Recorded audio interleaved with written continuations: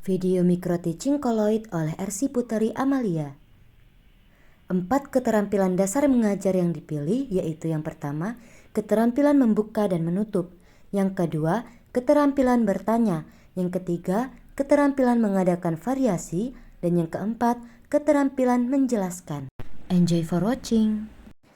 Assalamualaikum warahmatullahi wabarakatuh. Waalaikumsalam warahmatullahi wabarakatuh. Selamat siang anak-anak. Siang, Bu. Iya, wah semangat. Ya gimana nih kabarnya hari ini? Alhamdulillah, luar biasa. Allahu Akbar. Seneng banget nih kuliahnya, semangat begini. Iya, jadi hari ini masuk semua gak? Masuk semua, Bu. Alhamdulillah. Oke, karena hari ini sudah masuk semua, sebelumnya ketua kelas silakan pimpin doa terlebih dahulu. Baik, sebelum kita memulai pembelajaran hari ini, marilah kita berdoa menurut agama dan kepercayaan masing-masing. Berdoa mulai.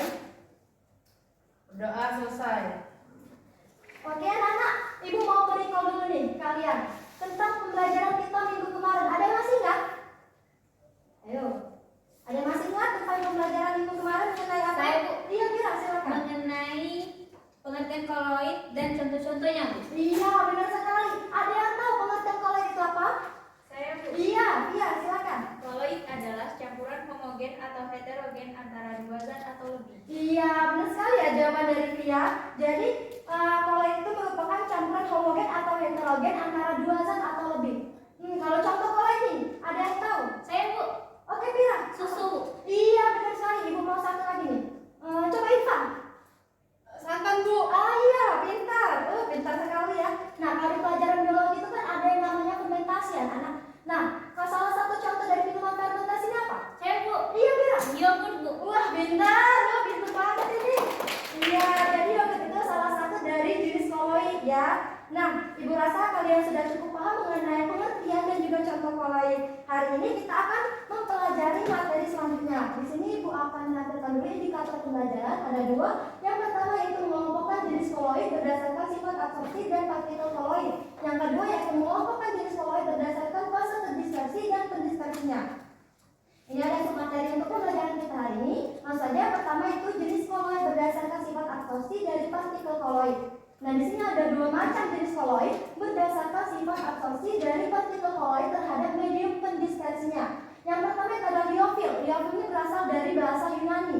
Io yang artinya cairan, sedangkan fil itu dari filia yang artinya senang. Berarti liofil itu senang cairan. Nah, yang artinya itu partikel koloid liofil ini akan mengabsorpsi molekul cairan sehingga terbentuk selubung di sekeliling partikel koloid tersebut. Contohnya itu pada agar-agar. Nah, yang kedua yaitu liofob, yang artinya dari fobia, berarti benci. Jadi koloid liofob itu yaitu benci cairan. Partikel koloid liofob ini tidak mengabsorpsi molekul cairan. Contohnya itu pada cat minyak. Sampai sini ada yang ingin ditanyakan? Saya, Bu. Iya, boleh Kakak, silakan. Absorpsi itu apa ya, Bu? Absorpsi. Coba sebelum Ibu menjawab, ada yang mau bantu nggak? Tiara, Bu. Iya, boleh Tiara. Absorpsi itu adalah penyerapan, Bu. Iya, benar sekali. Jadi penyerapan. Nah, kalau kita masukkan ke dalam pengertian liofil, berarti partikel koloid liofil ini akan menyerap molekul cairan. Anak-anak bisa bayangkan kalau kita memasak agar-agar kan dari bentuk padatan bubuk. Jadi kalau ditambah cairan dimasak itu menjadi padat kan, berbentuk agar-agar. Nah, kalau dionya liofil itu tidak menyerap. Jadi dia itu kalau cat minyak bertemu dengan air itu tidak menyatu ya. Nah, oke, sampai sini ada yang ditanyakan? Belum ada, Bu. Belum ya? Sudah paham. Oke, paham, mantap. Nah, di sini yang kedua yaitu jenis koloid berdasarkan fase terdispersi dan pendispersinya. Ada 8 golongan, yang mana jika fase terdispersinya cair bertemu dengan fase pendispersinya gas itu disebut aerosol. Contohnya itu kabut, awan, dan spray. Kalau padat bertemu gas itu juga disebut aerosol. Contohnya asap, debu di udara. Kalau gas bertemu cair itu disebut buih. Contohnya itu buih sabun dan juga krim kocok. Nah, kalau cair bertemu dengan cair itu disebut emulsi. Ini contohnya tadi pada disebutkan oleh Irfan dan Kira, susu, santan, dan juga mayones. Kalau padat bertemu cair itu disebut dengan sol. Contohnya sol emas, tinta, cat, pasta gigi. Kalau gas bertemu padat itu disebut dengan buih padat. Contohnya itu karet busa, styrofoam, batu apung. Kalau cair bertemu padat itu disebut dengan emulsi padat atau gel. Yang contohnya itu margarin, keju, jelly, dan juga mutiara. Kalau padat bertemu padat itu disebut dengan sol padat. Contohnya gelas berwarna dan juga intan hitam. Sampai sini ada yang ingin ditanyakan? Saya Bu. Iya boleh, Cak. Oke Bu, tadi kan Ibu menjelaskan bahwa yogurt itu kan koloid ya Bu ya? Iya benar. Nah terus Bu, kalau dari contoh yang Ibu tampilkan di PPT, yogurt itu merupakan jenis koloid apa Bu? Jenis koloid emulsi. Iya, tadi kan ini, kenapa disebut dengan emulsi? Karena fase terdispersi cair itu ini fase terdispersinya itu berbentuk cair dan fase pendispersinya itu berbentuk cairan juga. Oke, sampai sini paham? Oke.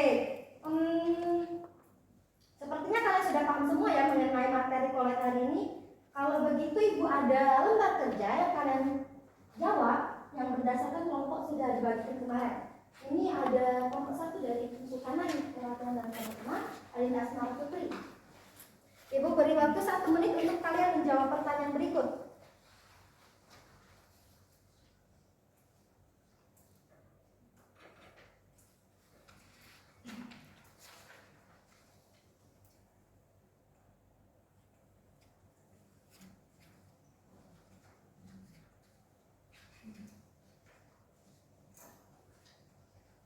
Apakah semuanya sudah selesai? Sudah Sudah, Bu. sudah. Oke, pintar banget ya, cepat banget jawabnya. Jadi kelompok 1 silakan menjawab untuk soal nomor 1. Ya, Di sini aja ya Bu. ya boleh kan? Ya, baik teman-teman. Jadi di LKPD terdapat gambar 1 agar-agar itu merupakan koloid gel. Kalau gambar 2 ini ada gambar susu ya teman-teman. Itu termasuk koloid emulsi cair. Nah yang ketiga ini tadi saya kira awalnya yogurt. Ternyata ini mayones teman-teman. Iya. Termasuk ke dalam koloid emulsi zat cair yang terdispersi dalam zat cair lain, tetapi tidak saling melarutkan. Ya, pintar. Tepuk tangan dulu. Oke. Selanjutnya itu kelompok 2 untuk Saya- kelompok 2. Ya, silakan Adinda. Oke, amati bahan di sekitar kalian yang merupakan koloid. Berikan 2 contoh dan kelompokkan dalam jenis koloid, liofil dan liofil. Ya. Nah, tadi sudah Ibu jelaskan dari penjelasan Ibu. Ya. Kami sudah mendapatkan jawabannya. Kalau untuk koloid liofil itu contohnya agar-agar. Ya. Kalau koloid liofil itu mayonnaise. Iya, pintar banget. Tepuk tangan lagi dong. Oke. Mungkin kalian sudah paham semua ya tentang pembelajaran kita hari ini. Karena waktunya sudah hampir habis, Ibu mau salah satu dari kalian untuk memberikan kesimpulan. Saya Bu. Oke. Jadi kesimpulan pembelajaran kita hari ini yaitu mempelajari mengenai pengelompokan koloid Bu. Nah, koloid itu berdasarkan sifat absorpsinya terbagi menjadi 2. Ada koloid liofil dan koloid liofil. Sedangkan berdasarkan fase terdispersi dan pendispersinya terbagi menjadi 8 golongan. Itu Bu. Oke, beri tepuk tangan dulu untuk Adinda. Sepertinya kalian sudah semangat semua ya belajar hari ini. Menarik nggak pembelajaran hari ini? Menarik. Tepuk tangan dong. Senang banget Ibu kalau punya anak begini. Oke, mungkin itu saja ya pembelajaran kita hari ini. Untuk selanjutnya kalian bisa kerjakan tugas yang Ibu beri di halaman 100 di buku pembelajaran kita. Nah, untuk materi selanjutnya itu kalian bisa mempelajari mengenai gerak pinggang, gerak drone, dan lain sebagainya itu di halaman 112 ya.